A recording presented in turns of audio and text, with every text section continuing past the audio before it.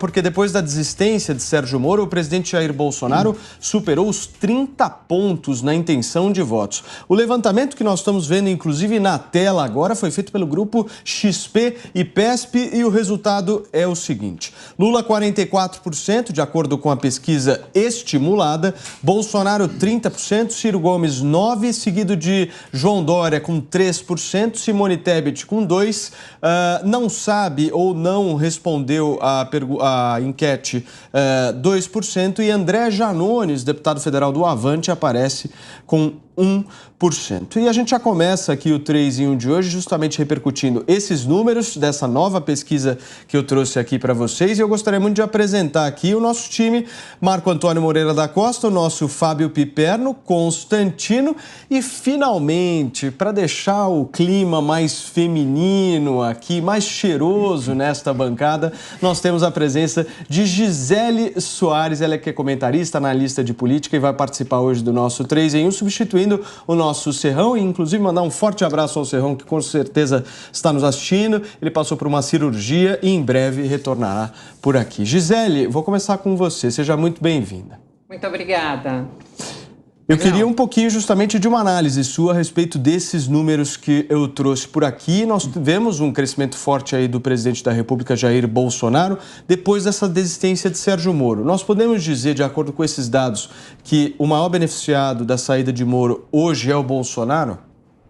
As pesquisas de intenção de voto, elas são muito interessantes no Brasil, né? Elas sempre trazem resultados que nunca se confirmam nas urnas. Então, de duas uma, ou realmente as técnicas de pesquisa não são boas, ou os nossos eleitores é que são muito confusos e só se decidem mesmo na última hora, na hora de votar.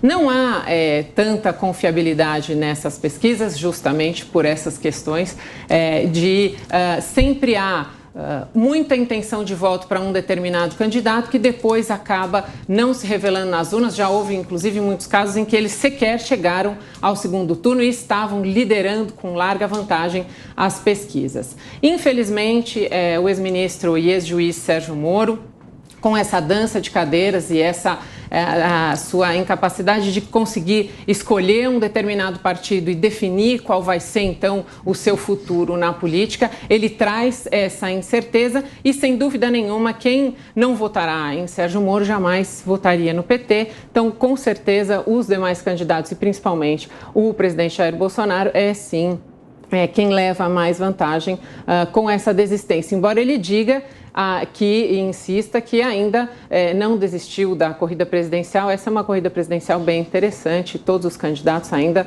em muita movimentação, ainda há muita negociação. Sequer o ex-presidente Lula é confirmado, há quem diga que ele, na última hora, não será o candidato. Constantino, um dado aqui da pesquisa, sem ser esses da intenção de voto que a gente trouxe, mas eu acho que, como a gente já vem comentando aqui no 3 em 1 a respeito da importância da economia, eu queria muito ouvir um comentário de vocês a respeito disso. Há uma melhora na percepção do rumo da economia brasileira. Então, você tem um salto aí de 2% daqueles que acreditam que a economia está no rumo certo, saltando de 27% para 29% dos entrevistados. Fator econômico preponderante? Boa tarde, Paulo. Boa tarde a todos. Sem dúvida, o fator econômico sempre pesa muito numa eleição. Nessa eleição, a oposição vai tentar tirar proveito de uma pandemia em que governadores e prefeitos, com aval do Supremo, fecharam tudo, ignoraram o custo econômico, apesar dos alertas do presidente Bolsonaro quase isolado, e agora fingem que não tem nada a ver com isso e culpam o próprio governo pela inflação, pelo desemprego, ignorando os números de inflação alto no mundo inteiro e por aí vai. Então é muito oportunismo, é muita demagogia, mas existe um desgaste e existe também uma melhora da situação econômica gradual, né, que alguns militantes da imprensa têm que chamar de despiora, ou então, infelizmente, dá notícias positivas nesse sentido. Eu faço sempre a ressalva que eu acho essas pesquisas complicadas, precipitadas e equivocadas, talvez, na metodologia, mas o que nós vimos aí é isso sim, né? Quer dizer, que o presidente Bolsonaro, além dessa questão econômica, que vai melhorando a percepção, e isso ajuda, né? Apesar de sabotadores, torcendo sempre pelo pior, existe a potencial desistência do Sérgio Moro, que transfere a maior parte dos votos para o próprio Bolsonaro, né? Então, vai se configurando, Paulo, aquilo que muitos de nós já antecipavam lá atrás. É uma disputa polarizada, não existe terceira via. É o Lula, se for ele mesmo o cabeça de chave, é o Lula ou é o Bolsonaro. Então isso vai ficando cada vez mais claro, esse favoritismo todo que algumas pesquisas apontavam para o Lula mais atrás é irreal, é insustentável e irreal, né?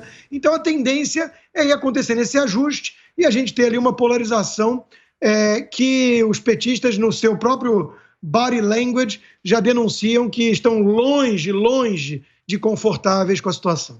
Marco, e o Dória, hein? Cresceu 50% do que tinha. O Dória, ele pode crescer 400%, que ele ainda vai ter um caminho longo aí. Eu já fiz um convite aqui ao vivo para o Dória desistir. Acho que... Primeiro, boa tarde a todos, né? Prazer estar com vocês. Dória tem que desistir. A saída, eu não entendo como triunfal uma saída, uma derrota pelas urnas. Eu entendo que vai ser algo muito próximo de Alckmin perto de Cabo Daciolo. Assim, vai ser um negócio meio patético, meio triste.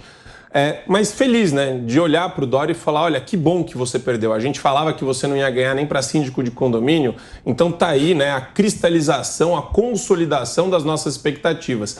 Que nem a gente olha para o Lula e fala, meu Deus do céu, como alguém gosta de votar em quadrilheiro? Como alguém gosta de votar em quem foi roubado por essa pessoa? Ora, existe uma comoção do pessoal de alguns meios de comunicação com relação ao Lula, como se ele tivesse uma aura libertina de um democrata. Esse papo insensado pela mídia constantemente de Lula é democrata e Bolsonaro é antidemocracia, é contra a democracia, é exatamente uma espécie de jogada ensaiada junto com essas pesquisas, porque não é possível um negócio desse. É só lembrar, Piperno tá rindo aqui, mas é só lembrar do Russomano como candidato a prefeito de São Paulo, disparado, 45%, mas os números ridículos, tudo fake, tudo ruim. Se não é fake, a metodologia é ruim e tinha que ser condenado por isso também.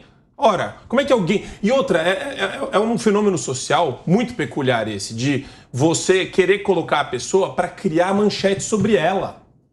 Para falar, olha, na liderança, mesmo com tudo em volta dele, ele se mostra como uma liderança forte pelo povo.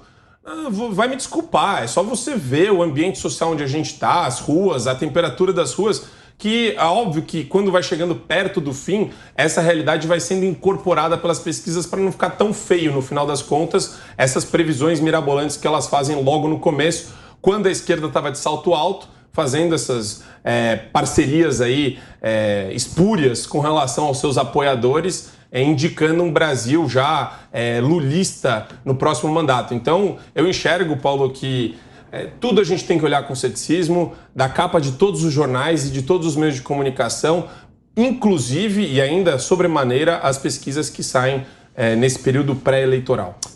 Piperno, deixa eu te fazer uma pergunta em relação à ex-candidatura agora de Sérgio Moro. Você acha que essa retirada dele foi um presente que o Bolsonaro recebeu? Boa tarde, Paulo, colegas, bem-vindos, Gisele. Bom, primeiro eu queria dizer que só faltou o Marco dizer que há um conluio, uma espécie de coligação global que vai da suposta mídia esquerdista, esquerda brasileira, quem sabe até o Papa Francisco, né, passando por um arco envolvendo algum gasoduto, alguma coisa, né? É um negócio fantástico isso. Mas, bom, de qualquer forma, respondendo a sua pergunta, num primeiro momento beneficia o Bolsonaro, a gente está vendo, a gente vai ver muito nessas próximas pesquisas isso, mas não podemos esquecer uma coisa. Veja, por mais que isso possa gerar algum movimento na pontuação do Bolsonaro, não mexe com o consolidado do Lula.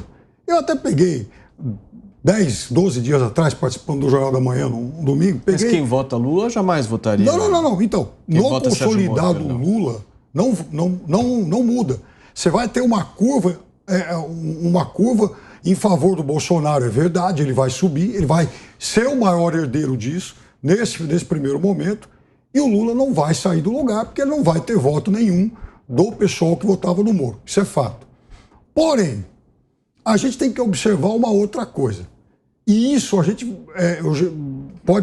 vê em outras pesquisas e essa confirma mais. Se você pegar a pontuação de todos, dá 45. Soma de todos vai dar 45. O do Lula vai dar 44. Então, você está na margem de erro para fechar em primeiro turno.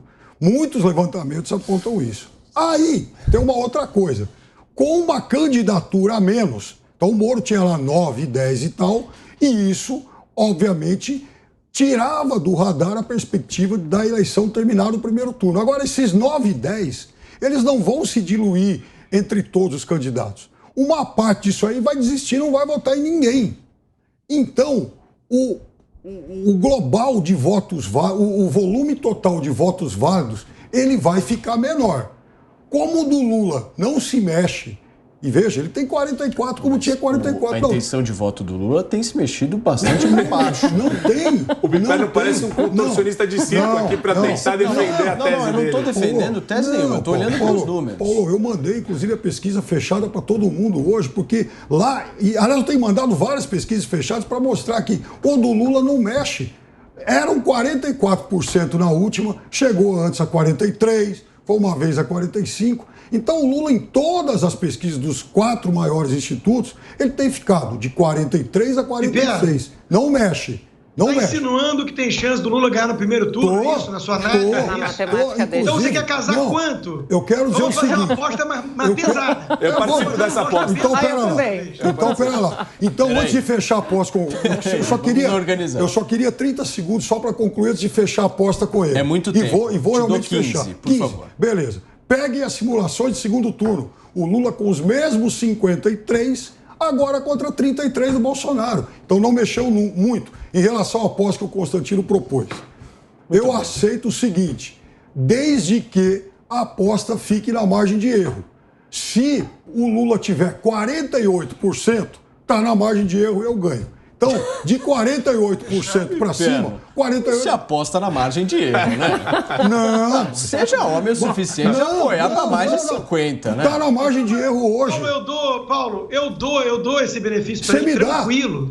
Aí que Lula, tá, Constantino. Lula não está nem perto disso que as pesquisas mostram. Não tem a menor chance de levar faça a conta direito. Os petistas estão nervosos. Você, economista, agora, seus amigos... Uma coisa querem que você faça a conta direito. Uma coisa importante. 45 a 44 isso aí. O que o Piperno fez aqui com o Marco Antônio é uma estratégia muito antiga dos comunistas, que é assim, é ridicularizar exagerando no deboche. Os comunistas comiam criancinhas, você tem medo de comunista. Bom, primeiro que comiam na China e na Coreia do Norte, mas o ponto não é nem esse. O ponto é assim, ninguém está falando que tem uma orquestra mundial com petrolíferas atrás da candidatura do Lula. O que o Marco Antônio disse é o óbvio ululante. Existe uma predileção, existe uma preferência, um viés, uma inclinação que o Piperno chama de suposta mídia esquerdista, e qualquer brasileiro sabe que é uma mídia que sempre teve uma Estadão, por exemplo, inclinação à esquerda. Né? O Estadão sempre foi mais tucano e hoje em dia está demonizando o Bolsonaro em 90% do tempo.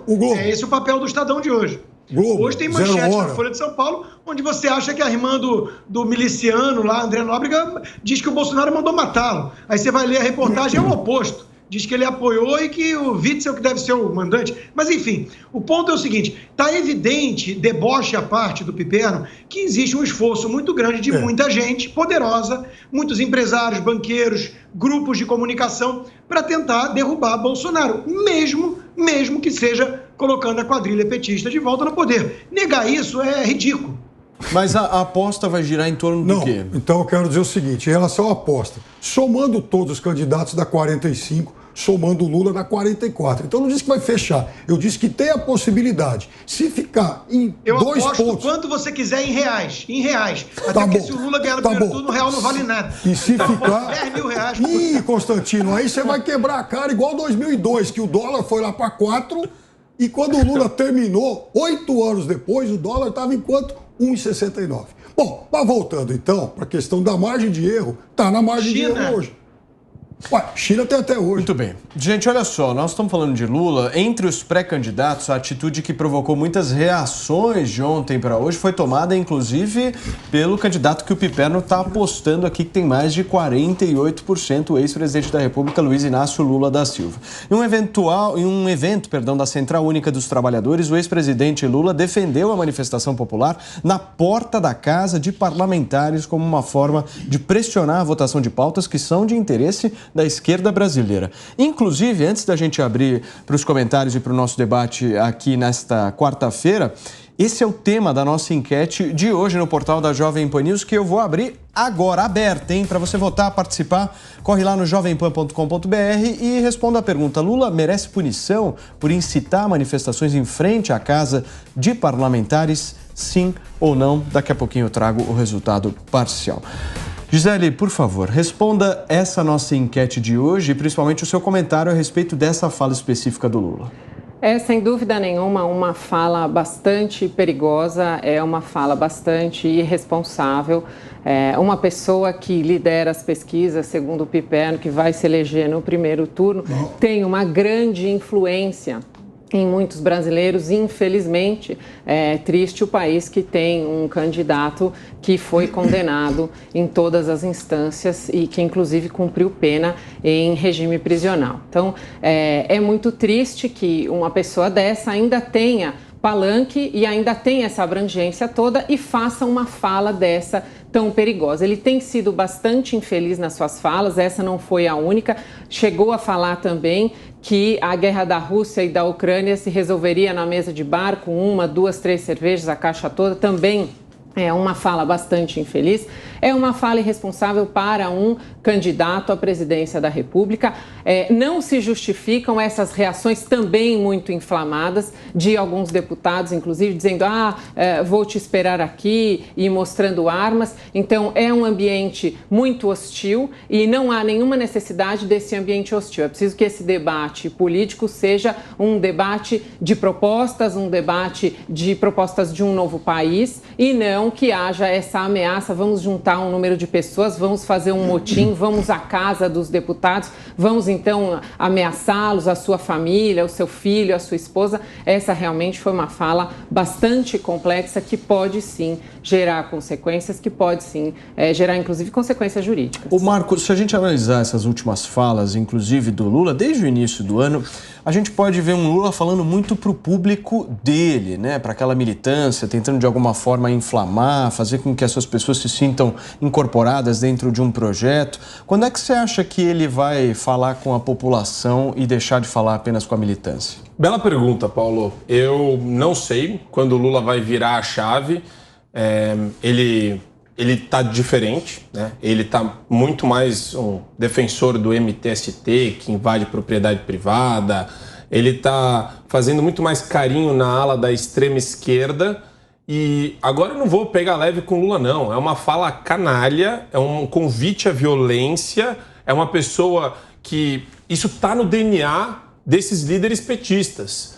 E aos petistas de carteirinha ou por ocasião, sugiro que repensem continuar seguindo uma pessoa insana que faz esse tipo de apologia e de convite, porque, meus amigos, isso daí está no DNA do PT. É só você lembrar, na época do impeachment da Dilma, acho que presidente de um sindicato ou confederação sindical falando: vamos nos entrincheirar, vamos armados lutar contra o impeachment. Ele fez um convite à violência lá no Palácio do Planalto, com a Dilma do lado. Se eu pegar a régua Alexandre de Moraes, esse pessoal estava tudo preso. A régua Alexandre de Moraes colocaria todo mundo na cadeia. O Daniel nunca fez convite, fez uma conjectura. Então, se você brincar, só que é tudo 2 pesos, 2 medidas nesse parâmetro que a gente vê hoje, constitucional principalmente, né? O Supremo Tribunal Federal bate palma para esse doido dançar. Não é possível um negócio desse. De novo, eu fico perplexo. A gente age com naturalidade uma coisa completamente virulenta, violenta. Não dá para achar normal um negócio desse. E daí eu não vou discordar da Gisele, que ela tem muita classe. Mas assim, ao deputado que se sente ameaçado e faz um vídeo falando: eu protejo a minha casa, meu patrimônio, a minha família, eu aplaudo. Ele não está falando que ele vai sair na rua perseguir o sindicalista que tentar, de alguma forma, pelas redes sociais ameaçá-lo. Ele está falando o seguinte: eu vou proteger minha família, vou proteger meu patrimônio. Porque o Lula está convidando que as pessoas sejam intimidadas e sejam incomodadas no ambiente doméstico. Isso daí é inaceitável. Não dá para achar que é uma coisa normal. Junto com essa penca toda de política pública que ele está sugerindo, de regulação das mídias, MTST como protagonista do governo dele, meu Deus do céu, ele está sugerindo uma nova Venezuela 2.0. Então, sabe, eu adoro a esquerda toda hora falando: ai, mas ele foi presidente durante todo esse tempo e não flertou com isso. Flertou e tentou.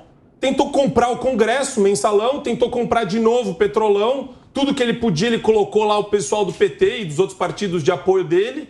Sabe, ele tentou. Tá aí, tá tentado.